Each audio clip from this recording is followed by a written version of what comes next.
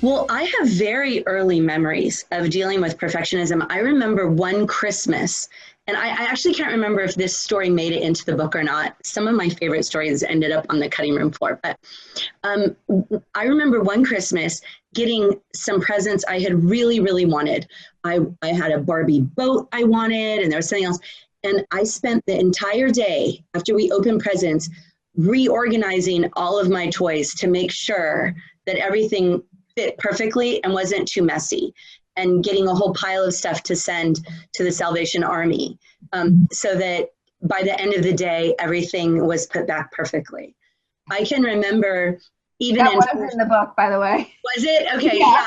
yeah, I remember this clearly. I remember even in kindergarten and first grade, being unwilling to read books that I wasn't sure I would be able to um, understand right away. Like I was a very good reader, a very strong reader. But if a book didn't have pictures, I was worried it would be too hard for me, and that then that would mean I wasn't a good reader. I write in the book about perfectionists who are fixated on redoing things and will erase and erase and erase. And I was that person. I would erase my papers until there were holes in them. And I always wore out erasers before pens. I was always having to get erasers or before pencils, because it was always having to buy erasers, because I would erase and erase and erase and erase, and ruined a lot of really good work I did, not just for school, but also little drawings I was doing at home because I thought it wasn't perfect and I would try to make it better. And when I was trying to make it better, I almost always made it worse.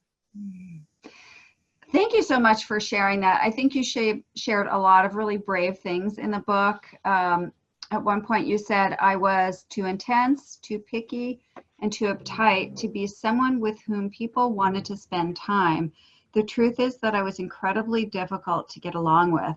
So I really appreciate you putting that out there. And I'm wondering at what age you sort of realized, oh, I am this certain way and it's having these effects in my life. 47. Okay. I'm not kidding. I was just at a large conference, and two colleagues of mine and I did this special event, and people had to pay extra to come to this event. And I kept thinking, nobody's going to come, nobody's going to come. And the reason was because on my 16th birthday, my mom threw me this sweet 16 party, and I invited all these people from school, basically everybody I knew. I probably invited 70 people, and 4 people came. But I still didn't get it. I still didn't really get it that all those things I wrote were true. Like I was too intense, I was too picky, I was so hard on myself that everybody assumed I was going to be equally hard on them, even though that wasn't true. I I always felt like everybody was always better than me. I always dealt with this very, very low self-esteem. And that really impacted friendships all throughout my life. It literally was only about 5 years ago. I'm 52 now. Really was only about 5 years ago. And it really was the process of reading all of the literature on perfectionism in preparation for the book that I realized I am undermining myself. Like, this is damaging my relationships, with my children, with my husband, with friends of mine, and that I was definitely an acquired taste, for friends. There were very few people who could handle the intensity of it, and it wasn't necessarily worth it all the time. And that's a hard thing to confront about yourself and realize you've been making mistakes for a really long time. Well, like I said, I think it's extremely brave of you to put that out there. And I know that there are parents listening thinking either about their child or themselves. You know, I feel that way too. And I think this book is such a gift. It's such a validator for so many people who are feeling this way. And you talk about perfectionism being characterized by 5 things. So setting impossibly high standards, trying to be flawless, being too hard on oneself, being very concerned about what other people think, and typically thinking that failing at something means that you are worthless. And all of that informed by a lack of self-love, right? Like some people have impossibly high standards for themselves, but they have sufficient and appropriate self-love. And they're able to understand, oh, I set an impossibly high goal for myself. And so I didn't reach it, but I'm still worthy. I'm still a good person, right?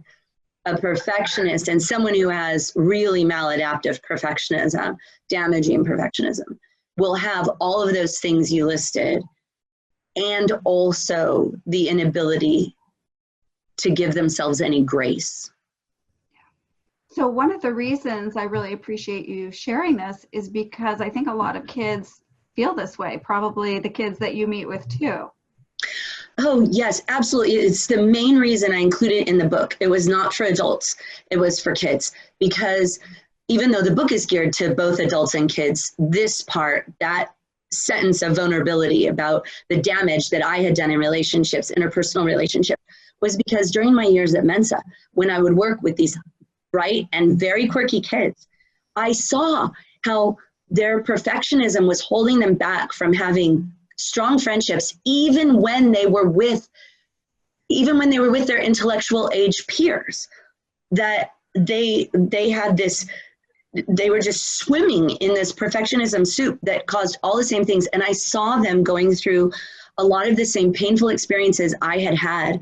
And I made a deliberate choice to be, I'm glad you consider it brave. At the time when I was writing it, I really thought, this is crazy. Like, people are going to read this and think, she's a terrible person. Like, why should I read a book she's writing if she can't even have friends when she's 15 years old? But the fact was, is I think it's more common than not among our kiddos like this, that they're their own worst enemy when it comes to making friends, and they don't even realize it, and it causes so much pain. And I wanted to be a cautionary tale. Well, I really appreciate that. And so let's say there's a parent who's this is really resonating with, and they say, okay, what now? Where do I start? What should I do? What do you recommend?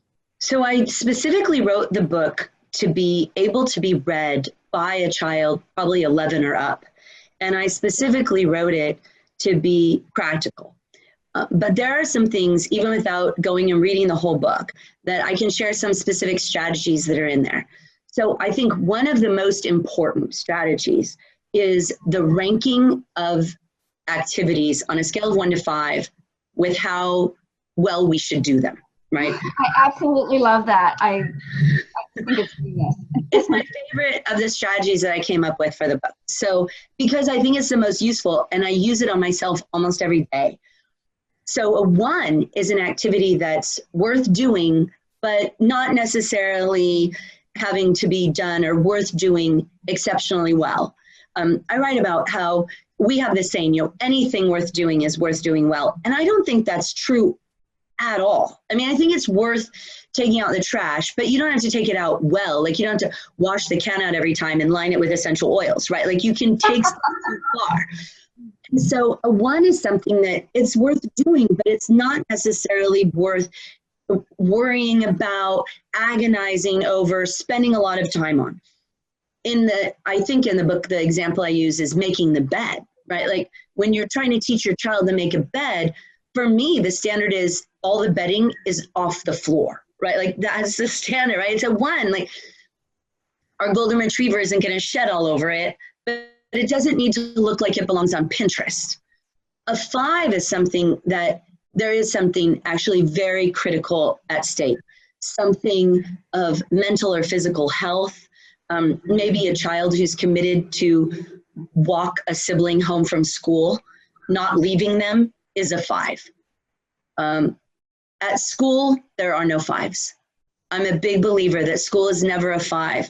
There's nothing essential to emotional or physical health at school.